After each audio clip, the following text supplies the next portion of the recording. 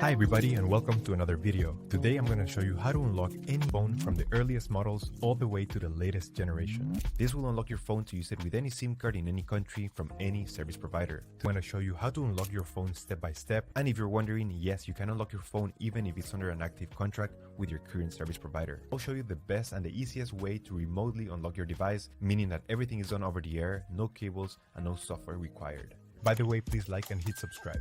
So with that said, let's begin. Step 1. We need to get the phone's IMEI number. We will get it by dialing *#06#.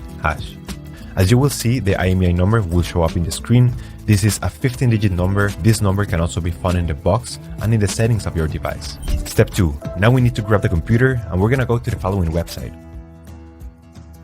Alright, so the next step is to go to the internet. Here we will unlock the phone.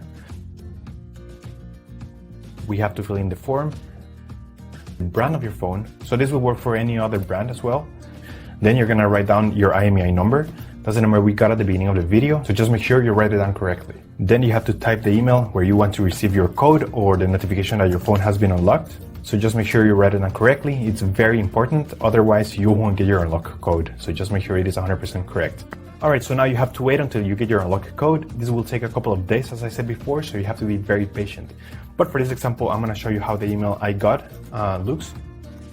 And as you can see here, I got this message and it confirms that the phone has been unlocked. Thank you so much for watching this video. If you have any questions, just leave them on the comment section down below and I will try to answer them as quick as possible.